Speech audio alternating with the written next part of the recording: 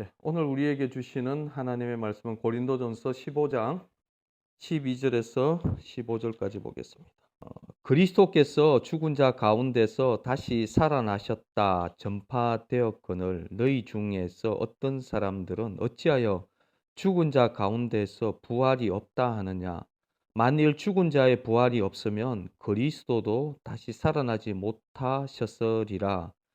그리스도께서 만일 다시 살아나지 못하셨으면 우리가 전파하는 것도 헛것이요 너희 믿음도 헛것이며 또 우리가 하나님의 거짓 증인으로 발견되리니 우리가 하나님이 그리스도를 다시 살리셨다고 증언하였음이라.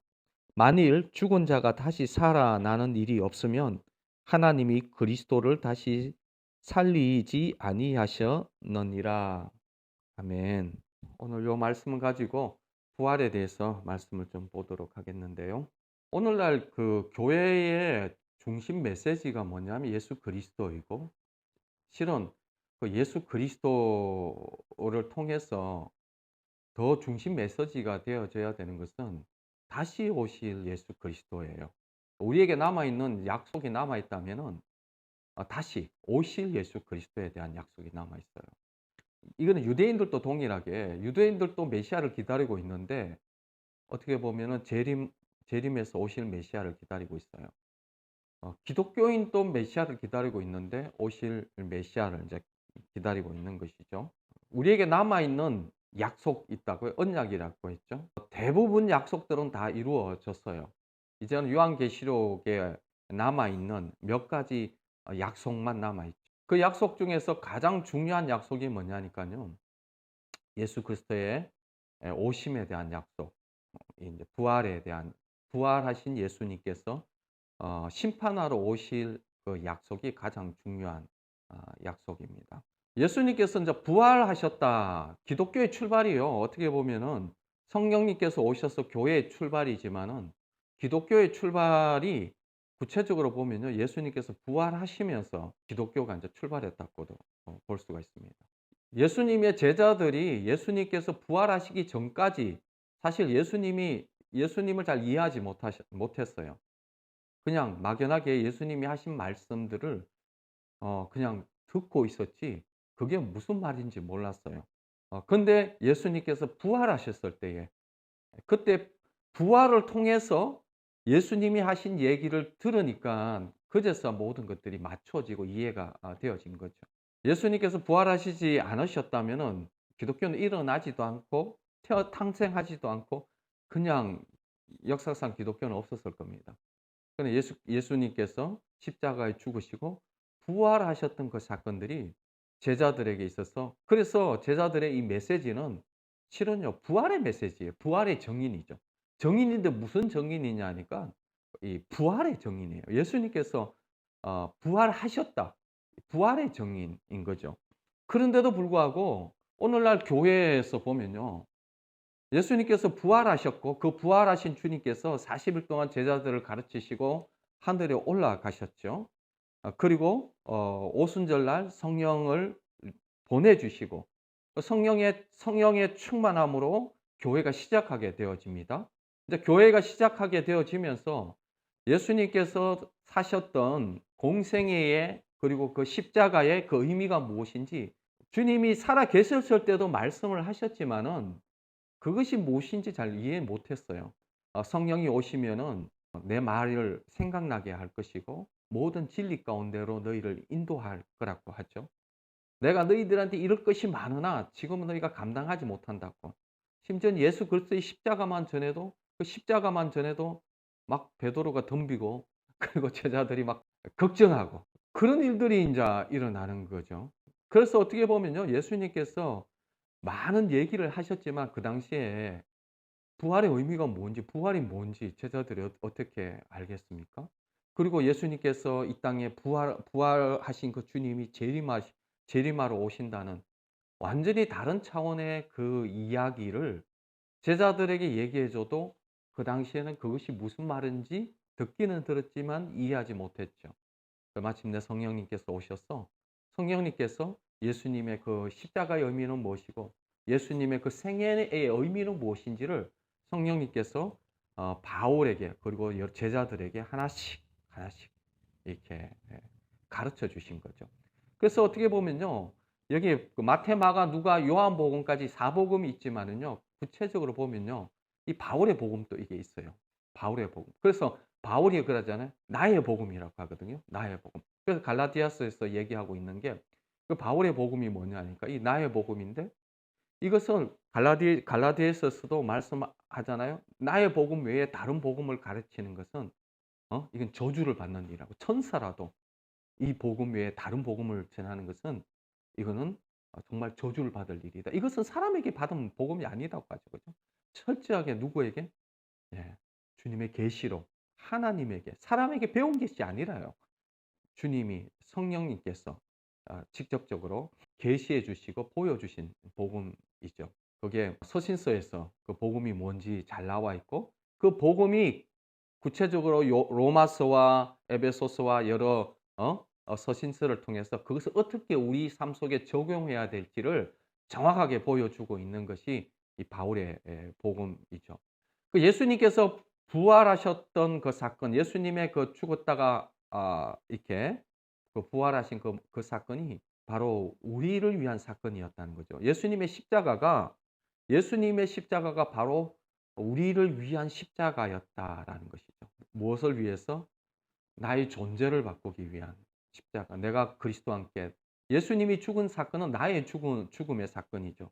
내가 그리스도와 함께 십자가에 못 박혔나니 그런즉 이제는 내가 사는 것이 아니요 나는 그리스도께서 사시는 것이다고. 그래서 내가 죽고 이제 예수가 산다. 이 말이 뭐냐니까요. 궁극적으로 보면 이 부활의 삶입니다. 나의 육체적인 이 세상에서의 이 죽음을 믿음으로 받아들이는 거죠. 나의 이 옛사람의 죽음을 내가 죽고 새로운 존재로 예수 그리스도의 삶으로 생명으로 계속 부활의 삶을 연습하는 거예요. 부활의 삶을 연습하는 거죠. 끊임없이 이전의 삶, 옛사람의 삶이 죽고 새로운 삶, 새 사람의 삶으로 이게 이 부활을 끊임없이 연습하는 삶을 우리 삶 속에서 이루어지죠. 그러고 난 다음에 언제? 주님이 오실 때에 주님이 부활에 참여하는 거죠. 주님이 오실 때 첫째 부활에 참여한다는 말이 뭐냐니까요. 우리가 부활의 모습으로 주님과 같은 모습으로 변화되어지는 부활의 일상 속에서 우리는 부활의 삶을 계속 어떻게 해요? 사는 거예요. 부활의 삶을 훈련하는 거죠.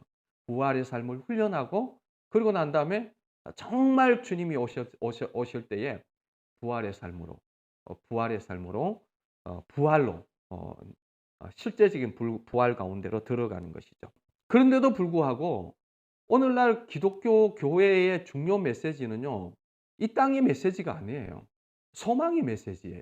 이 땅에 예수 그리스도가 부활하신 그 예수 그리스도가 그리스도였다는 거죠. 예수가 그리스도였고 그토록 기다리고 원했던 보기를 원했던 아브라함도 보기를 원하고 수많은 선지자들이 보기를 원하고 구약에 그렇게 수많은 예언했던 그 메시아가 바로 예수가 그리스도다. 예수가 바로 그 메시아다. 라는 것이 역사상 이 인류 역사도 그렇게 획을 그어버리잖아요. AD와 BC로 나누어 버리잖아요. 그때 바로 예수 그리스도가 오신 거죠. 역사를 AD와 BC로 획을 그어버린 분이 하나님이십니다. 하나님께서 그렇게 역사 가운데 예수 그리스도가 오시면서 역사가 나누어지게 하신 것도 하나님이 하신 거예요. 하나님의 권세로 하나님의 권능으로 그렇게 역사를 AD와 BC로 나눈 거예요. 뭐 부다가 왔다고 나누어집니까? 마호메치 왔다고 아니에요. 예수 그리스도가 역사 가운데 오신 것을 나누게 하신 것도 바로 주님이 하신 거, 하나님이 하신 거예요. 왜? 모든 만물이, 모든 인류가 보고 정확하게 그 예수 그리스도가 역사의 주인이고 역사의 중심이라는 것을 보여주기 위해서 하나님이 그렇게 믿지 않는 모든 열방의 사람에게도 역사의 기준을 예수 그리스도라고 잡아주신 거죠. 그 예수 그리스도가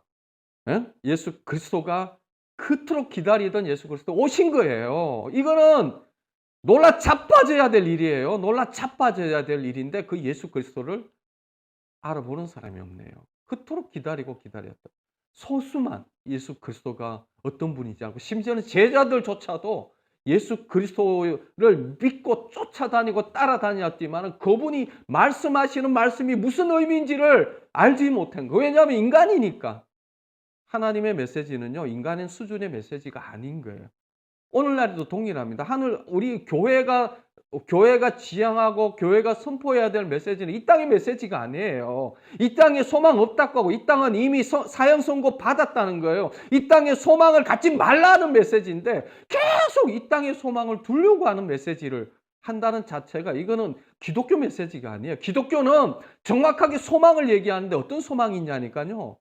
예수 그리스도, 부활하신 그분이 오시는 그 재림에 대한 마지막 남아있는 소망, 마지막 남아있고 그 전에 환란이 있을, 즉 그리스도가 일어나고 환란이 있을, 그리고 난 다음에 그 모든 환란을 종지부를 찍고 역사를 마무리하실 바로 그 예수 그리스도가 오신다. 이게, 그리고 우리도 그 예수 그리스도의 형상으로 변화되어지고, 그리고 난 다음에 천년왕국이랄까요? 그 모든 기업을 우리도 왕 같은 제사장으로 하나님의 기업에 참여하게 된다. 이게 중심 메시지예요. 초대교회의 중심 메시지고, 이것이 중요한 소망인 거예요. 그런데 이상하게 오늘날 교회에서 선포되는 메시지는 이런 메시지가 아닌 거예요. 이 땅에 소망이 없다고 하는데 여전히 이 땅에 소망을 보려고 하는 메시지, 이 땅에서 뭔가를 찾아보려고 하는 이런 메시지를 끊임없이 두고 있는데, 성경을 양심을 걸고 읽어보면요, 성경은 그렇게 얘기하고 있지 않습니다. 또 하나님의 성령께서 우리의 눈을 열어주시면요, 우리는 하나님의 영광을 보게 되어지고 하나님의 소망을 보게 되어지고, 그리고 난 다음에 하나님이 오실 그 부활의 영광, 주님이 오실 그 영광이 우리의 전부의 영광이 되어지고, 우리가 신부라고 하잖아요. 신부는 다른 걸 기다리는 것이 아니죠. 신랑을 기다리는, 오직 거기에만 우리의 소망이 전적으로 주어지게 되어지는 것입니다. 그럼 우리의 소망은 무엇입니까? 여러분들은 무슨 소망을 가지고 있습니까? 이 땅에서 여전히 뭔가 좀 소망을 좀 이렇게 찾아보려는 그런 소망으로 있습니까? 아니면 정말 우리의 소망이 바로 예수 그리스도의 오실 그 소망을 두고, 그 소망이 여러분들의 소망. 이 얘기하면요, 못 알아들어요.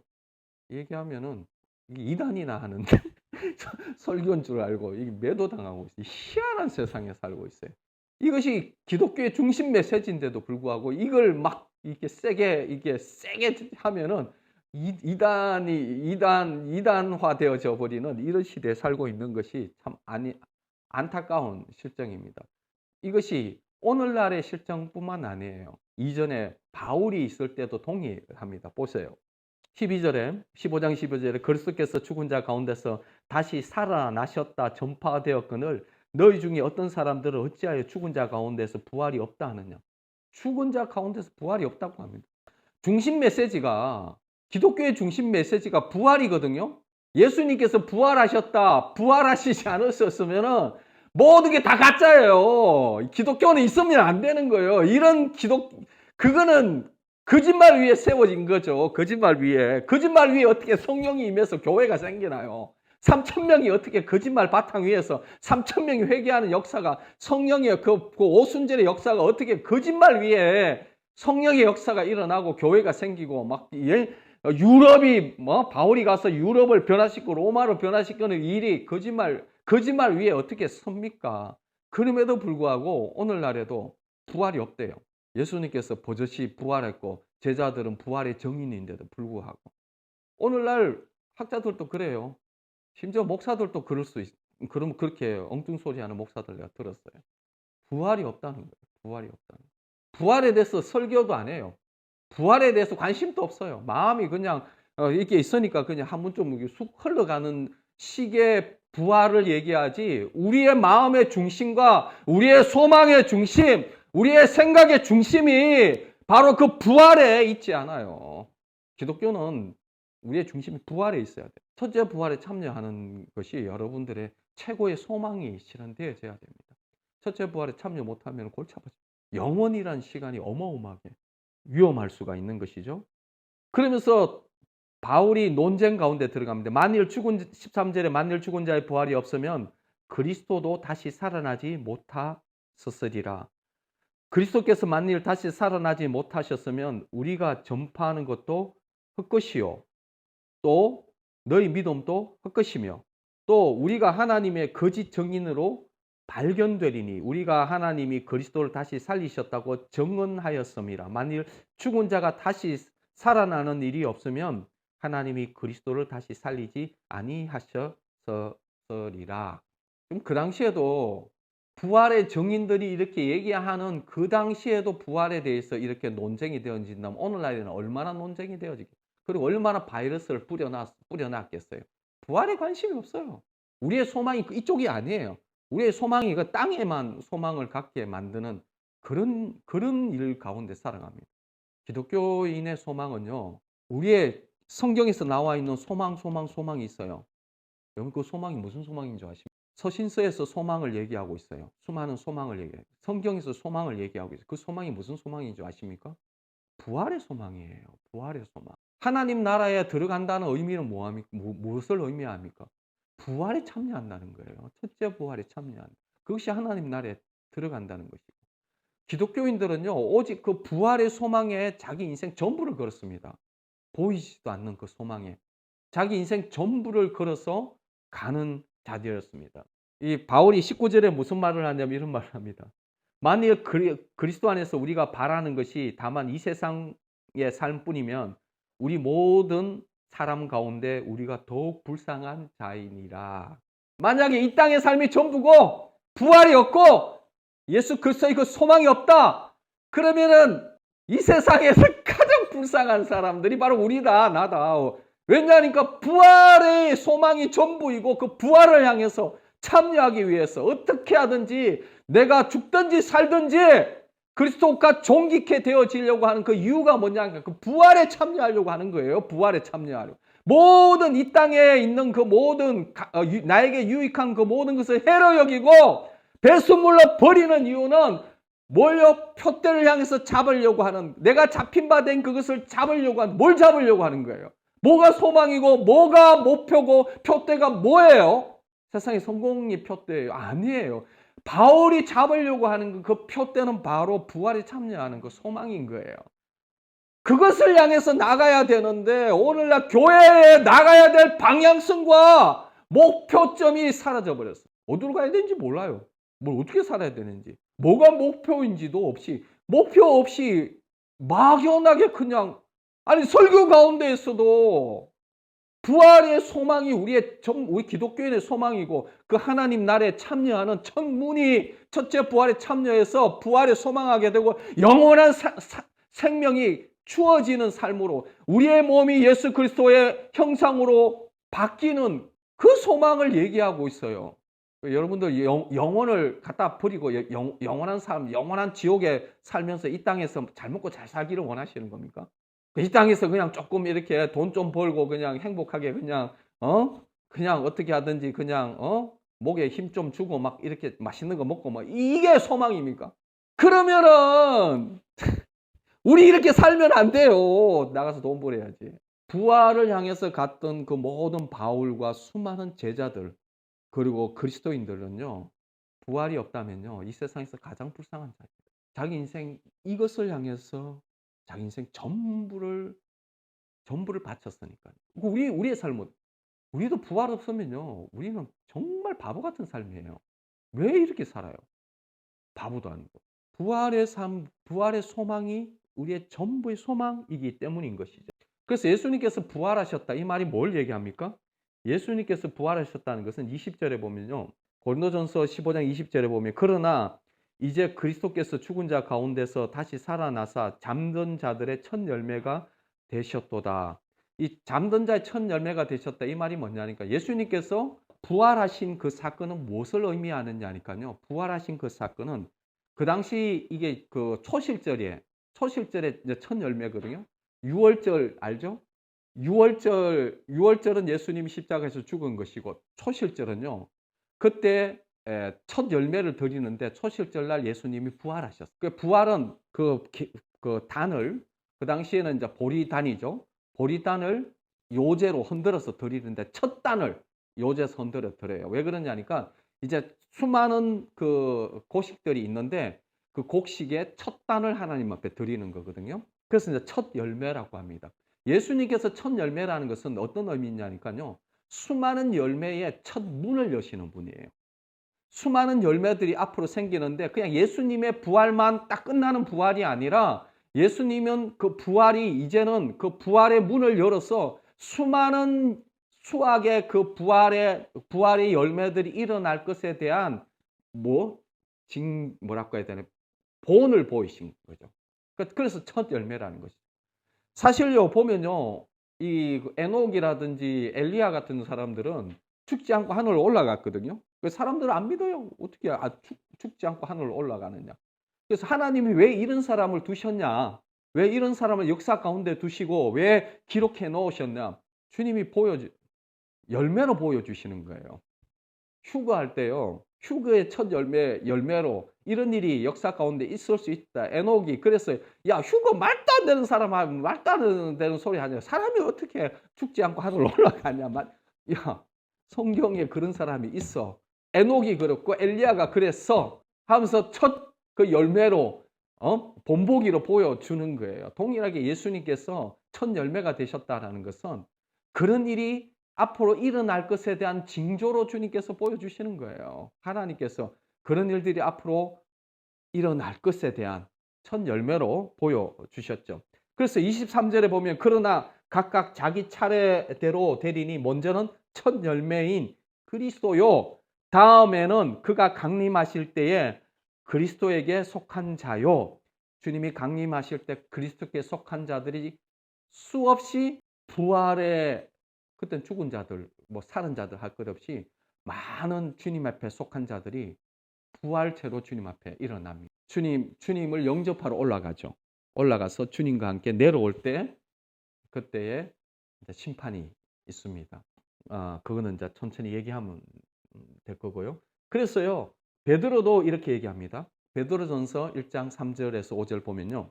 우리 주 예수 그리스도의 아버지 하나님을 찬송하리로다. 그 많으신 긍휼대로 예수 그리스도를 죽은 자 가운데서 부활하심으로 말미암아 그리스도를 죽은 자 가운데서 부활하게 하심으로 말미암아 우리를 거듭나게 하사 산 소망이 있게 하시며 예수님의 그 부활은 우리의 거듭남과 우리의 부활의 삶을 연습하고 부활의 삶을 이 땅에서 끊임없이 살게 하시면서 참된 소망을 갖게 했는데 어떤 소망이요? 부활의 소망을 얘기하는 거예요. 부활의 소망. 그리고 4절에 썩지 않고 더럽지 않고 쇠하지 아니하는 유업을 있게 하시나니 곧 너희를 위하여 하늘에 간직한 것이라. 하늘에 간직되어 있어요. 주님이 오실 때 그것이 우리에게 주어질 거예요. 우리가 지금 우리의 영이 어디에 있습니까? 하나님 안에 있잖아요. 하나님 안에. 우리의 영은 몸뚱아리는 여기 있지만 에베소서 2장에 보면요. 우리가 그리스도께서 부활하셨을 때 같이 부활하고 그리스도가 성천하실 때 우리도 같이 그리스도 안에서 성천되어졌고 우리의 영이 지금 어디에 있습니까? 내 몸은 여기 있는데 그럼 영도 여기 있다. 영은 육체나 공간이나 시간에 제한되지 않아요. 우리의 머리로 이해할 수 있는 것이 아니라 우리는 하나님의 백성이 시민으로 지금 되어져 있는 상태입니다. 예수 그리스도의 십자가로 인해서. 믿으십니까? 우리의 생명이 지금 그리스도 안에 있다는 거예요. 그래서 그리스도께서 그리스도와 함께 죽었다가 살아났고 그리스도와 함께 성천하셔서 하나님 우편에 앉아 있는데 우리의 생명이 우리의 영이 바로 그리스도와 함께 있다는 것을 믿으십니까? 하늘에 간직되어져 있어요. 그리고 주님이 오실 때에 그것이 우리에게 이제 드러나고 주어질 것입니다. 숨겨져 있어요. 실은 하나님께서는 얼굴을 숨기시는 분이라고요 하시더라고요. 그래서 믿지 않는 자들에게는 얼굴이 다 숨겨져 있어요. 그래서 하나님이 없다고 얘기하고 진화론 얘기하는 것들도 하나님이 의도적으로 당신의 얼굴을 숨기십니다. 멸망할 자들에게는 그리스도의 영광의 복음의 광채가 비치지 못하게 하는, 그 누가 아느냐? 마귀가 하는 것이죠. 흑암의 권세 가운데, 흑암 가운데 있어 보이지 못하게 만들고, 그래서 자기의 백성이라고 이제 주장하고 있는 것이죠. 그래서 하나님의 얼굴이 숨겨져 있어요. 5절에 너희는 말세에 나타나기로 예비한 구원을 얻기 위하여, 말세에 나타나기로 예비한 구원을 얻기 위하여 믿음으로 말미암아 하나님의 능력으로 보호하심을 받았느니라. 우리의 택하심도요. 성경에 보면은 창세기 이전에 그리스도 안에서 우리를 택하셨답니다. 이 세상이 창조되기 이전에 그리스도 안에서 우리를 택하셨고요. 그리고 난 다음에 지금 우리를 여기에 두시지만은 우리의 꼴을 보면 요 모양 요 꼴이고 형편없다라는 것을 여러분들 자신이 더 잘 아실 거예요. 그럼에도 불구하고 말세에 그 구원을 어? 얻기 위해서 주님께서 우리를 보호하고 있다라는 것을 지금 말씀하고 있는 것입니다. 6절 이하로 보면요. 또 재밌는 말씀을 하는데요. 이런 산소망, 이런 구원함이 어떻게 해요? 그러므로 너희가 이제 여러 가지 시험으로 말미암아 잠깐 근심하게 되지 않을 수 없으나 오히려 크게 기뻐하는도다. 너희 믿음의 확실함은 불로 연단하여도 없어질 검보다 더 귀하여 예수 그리스도께서 나타나실 때에 칭찬과 영광과 존귀를 얻게 할 것이니라. 예수를 너희가 보지 못하였으나 사랑하는도다. 이제도 보지 못하나 믿고 말할 수 없는 영광스러운 즐거움으로 기뻐하나니 믿음의 결국 곧 영혼의 구원을 받음이라. 자, 보세요. 우리의 산 소망이 있기 때문에, 그리고 하늘에 감추어진 그 구원에 대한 그 소망이 있기 때문에 우리는 어떻게 할 수 있냐니까 우리 시험을 참을 수 있는 거예요. 시험을 극복할 수 있는 이유가 뭡니까? 소망이 분명해서, 소망이 있기 때문에, 소망 때문에. 어떤 소망입니까? 네, 산 소망. 주님께서 이런 시험을 보면 오히려 크게 기뻐하는도다. 시험을 하면 인내하고 참아라 이렇게 얘기하지 않아요. 오히려 기뻐한다. 왜 기뻐하느냐니까요. 소망을 소망되게 하기 위한 어떤 그런 환란이기 때문에.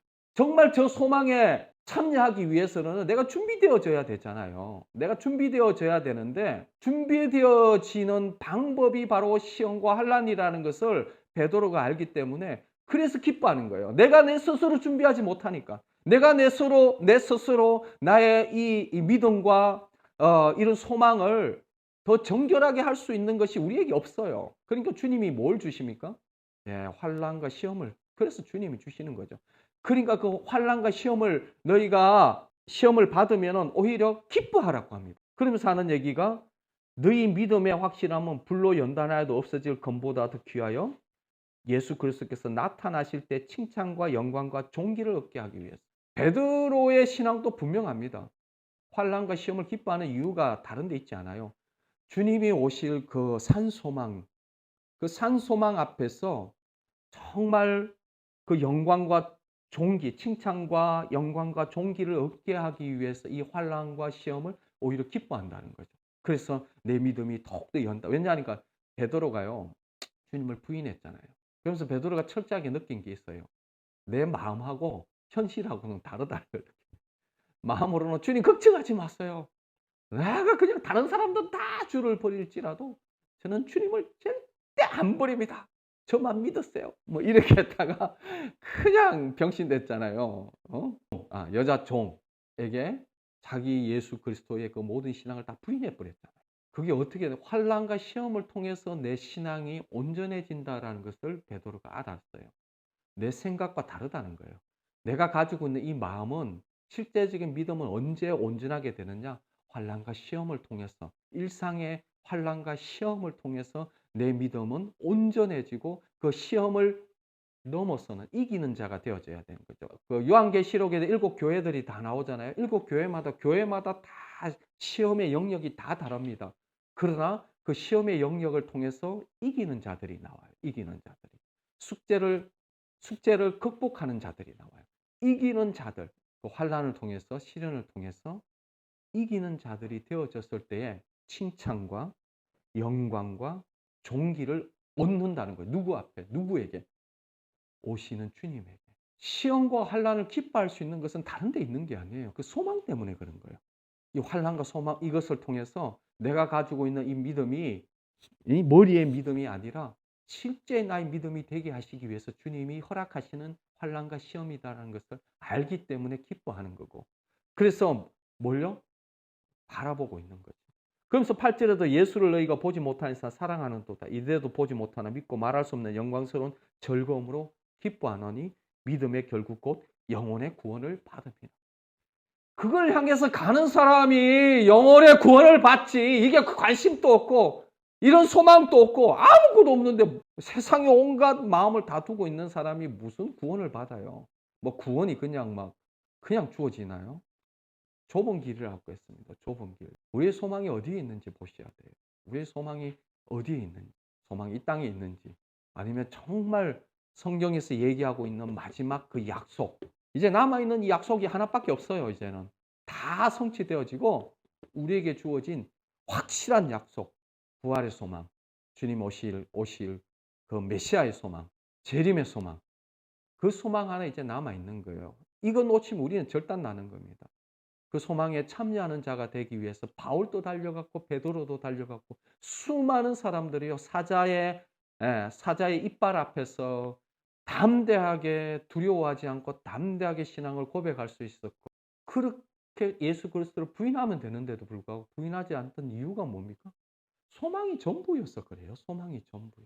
내가 죽든지 살든지 그리스도께서 존귀케 되기를 원했던 것과 같이 차라리 내가 죽는 것이 내겐 더 좋다. 왜냐하면 그리스도께 확실하게 보장이 되어졌기 때문에. 그래서 내 달려갈 길을 다 마치고 이제 나에게 그 면류관을 기다리고 있다.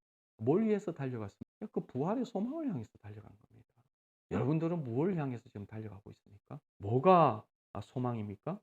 베드로후서에서도 1장 4절에 이로써 그 보배롭고 지극히 큰 약속을 우리에게 주사. 이 보배롭고 지극히 큰 약속, 이 약속이 무슨 약속?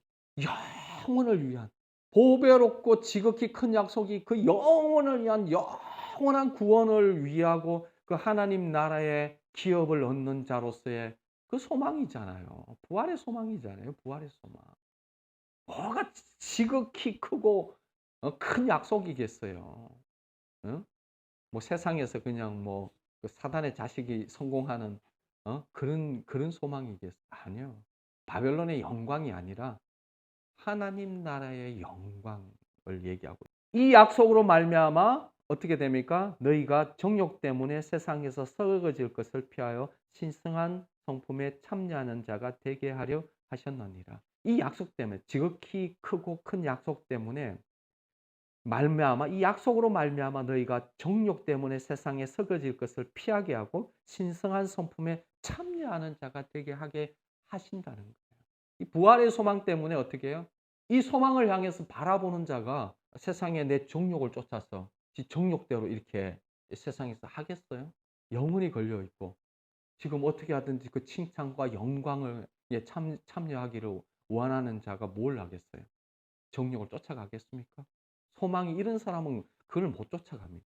여기에 그 영원한 약속의 그 보배롭고 지극히 큰 약속을 쫓아서 그 부활의 소망에 참여하고자 하는 자는요, 썩어질 그 욕심을 피하고 신성한 성품에 참여하는, 예수 그리스도의 그 성품에 참여하는 자가 되게 하시는 것이죠. 그리고 요한일서 3장 2절 3절 보면요, 사랑하는 자들아, 우리가 지금은 하나님의 자녀라 장래에 어떻게 될지 아직 나타나지 아니하였으나 그가 나타나시면 우리가 그와 같을 줄을 아는 것은 그의 참모습 그대로 볼 것이기 때문이니 주를 향하여 이 소망을 가진 자마다 그의 깨끗함과 같이 자기를 깨끗하게 하느니라. 장래에 어떻게 될지는 나타나지 아니하였으나 그가 나타나면 우리와 그와 같이 될 줄을 안다. 왜냐하면 그의 참모습을 그대로 볼 것이기 때문이다. 주를 향하여 이 소망을, 어떤 소망입니까? 주님이 오실 그 부활의 소망, 또 주님이 오신 그 재림에 대한 그 소망을 가진 자마다 그의 깨끗하심과 같이 자기를 깨끗하게 한다. 우리의 성결과 우리의 거룩이 어디에 있어? 막 내가 노력하고 막 열심히 살려고 하는 나의 의지, 그게 있는 게 아닙니다. 그거는 자기가 하는 거죠.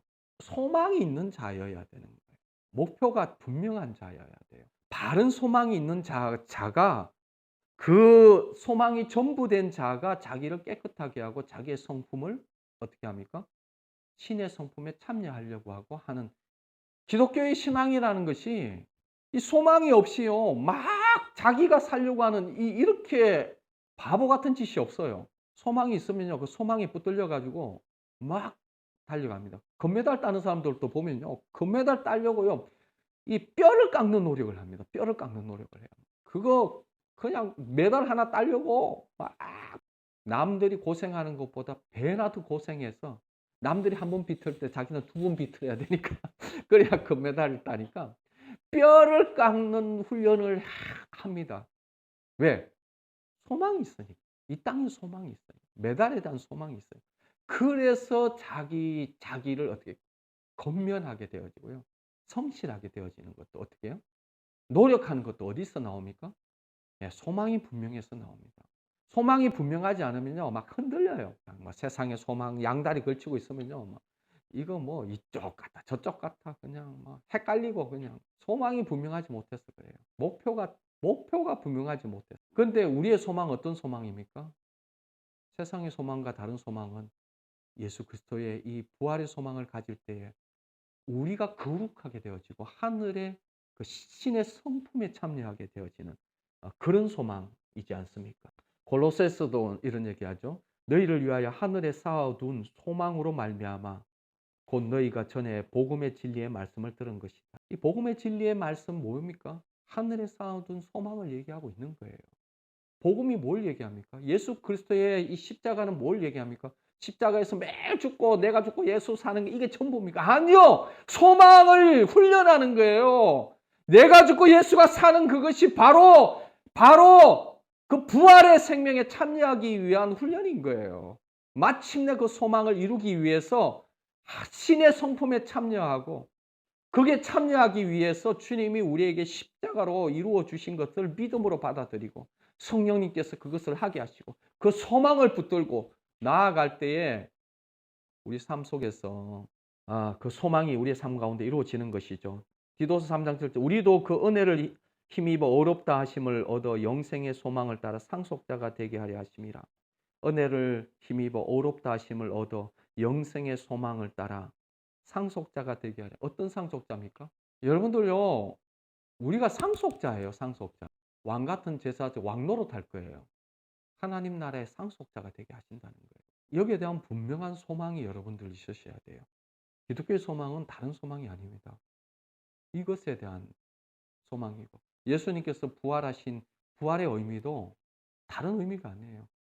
기독교는 이 땅에서 성공하고 이 땅에서 잘 먹고 잘 살고의 소망이 아니에요. 이 땅에서 우리는 끊임없이 그 소망을 향한 내가 죽고 예수가 살고 부활의 소망을 날마다 내가 죽고 날마다 새로운 삶으로 부활에 참여하는 삶으로 부활에 참여하는 그 소망으로 훈련하고 연습하고 그래서 마침내 그 부활을 주님 앞에서 얻어내는 거고 그 주 안에 칭찬과 영광을 얻게 하시는 그 일 앞에 우리가 있는 것이죠. 예수님께서 이 땅 가운데 사셨습니다. 예수님께서 이 땅 가운데 사신 것이 뭡니까?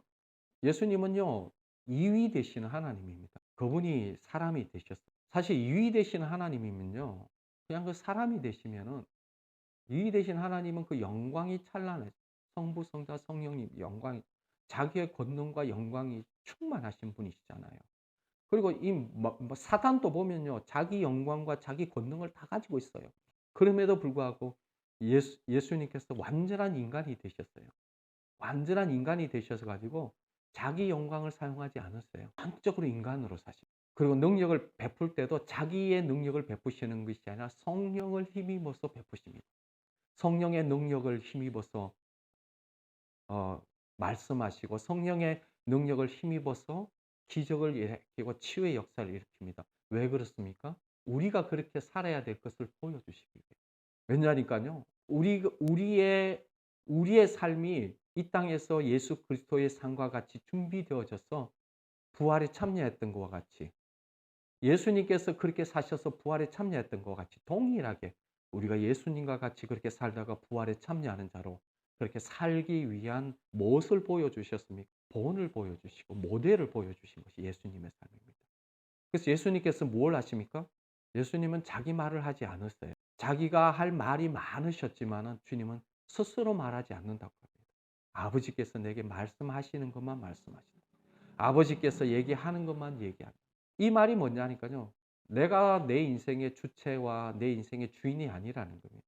어떻게 하나님이 주인 되는 삶을 어떻게 살아야 되는지 예수님께서 계속 보여주신 거죠. 예수님이 십자가를 지실 때도요. 그 십자가를 향해서 지실 때도 인간이 연약했어. 겟세마네 동산에서 땀이 핏방울 되도록 그렇게 애쓰고 고통하고 힘들으셔야 되는 거예요. 십자가를 지기 위해서.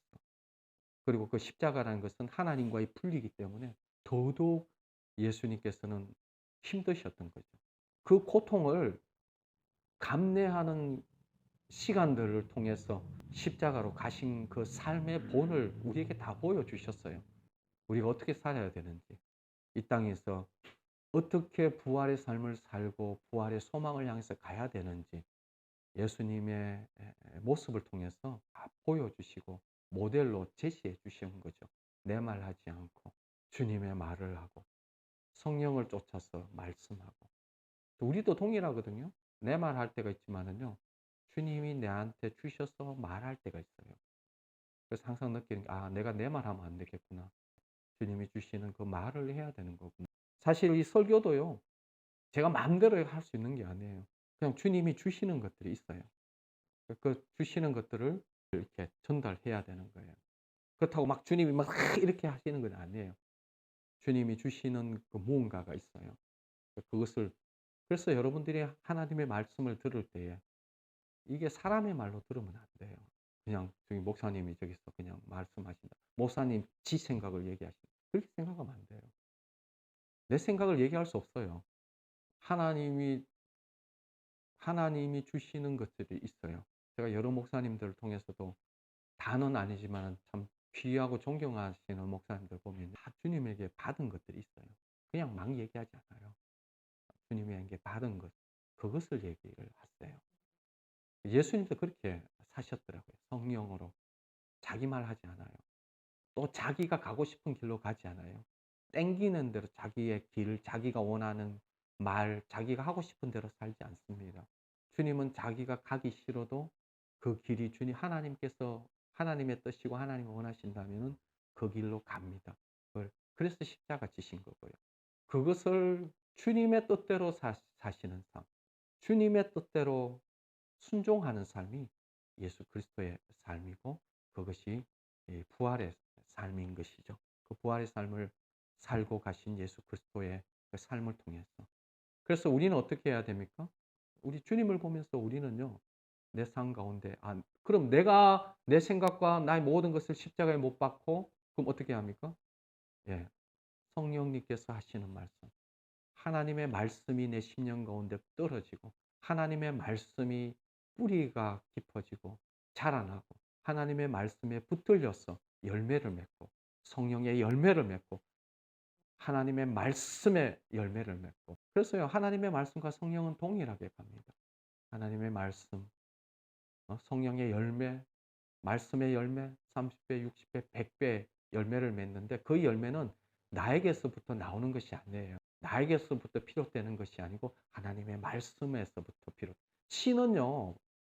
내게서 온 게 아니에요. 썩지 않을 시 내한테 썩지 않을 것이 어디 우리의 마음 가운데 하나님의 말씀이 심겨지고 또 성령님께서 역사하시고 그래서 우리는 나의 것에서 나의 생각과 나의 말과 내 욕심과 나의 모든 것들을 십자가에 못 박고 하나님의 말씀이 나를 지배하고 하나님의 말씀이 나타나고 성령이 나타나는 장소 그것이 하나님이 드러나는 장소 이게 예수님이 하셨던 거거든요. 예수님이 본인 자신이 나타나지 않으셨어요. 성령이 나타나고 아버지가 나타나고 하나님께서 나타나는 이게 통로가 되어져서 끊임없이 주님이 드러나고 하나님이 나타나는 삶을 주님이 사셨던 것이죠. 그것이 오늘날 우리에게 원하는 내가 죽고 예수가 사는 부활의 삶으로 주님이 우리를 초청하는 거죠. 내가 죽고 이 성령이 나타나고 내가 죽고 말씀의 열매들이 나타나고 하나님 아버지가 나타나는 이 삶으로 주님이 우리를 부르셨습니다. 부활절날 그런 삶을 사시기를 일상에서 그런 삶을 사시기를 예수 그리스도 이름으로 축원드립니다. 기도하겠습니다. 아버지 하나님 감사합니다. 우리의 소망이 어디에 있습니까? 우리의 소망이 바울과 베드로와 수많은 제자들이 그토록 소망하고 심지어는 자기 목숨을 잃으면서까지도 기뻐하며 달려갔던 그 영원한 소망, 산 소망, 주님 그 소망이 우리의 소망인 것을 고백합니다. 주님 이 땅에 이 짧은 생에 100년도 살지 못하는 짧은 생애에 그 소망을 향해서 얼마 남지 않는 짧은 시간 동안 그 소망을 향해서 온전히 달려갈 수 있는 우리의 삶 되게 하여 주시옵소서. 우리의 눈을 열어주시고 귀를 열어주셔서 이 말씀이 깨달아지고 알게 하여지고 이 소망을 쫓아서 우리의 몸과 마음과 영혼을 정결케 하고 신의 성품에 참여하고 정욕에서 벗어나 하나님의 그 부활의 생명에 참여하는 자들로 세워주십시오. 감사하며 예수님 이름으로 기도드립니다. 아멘.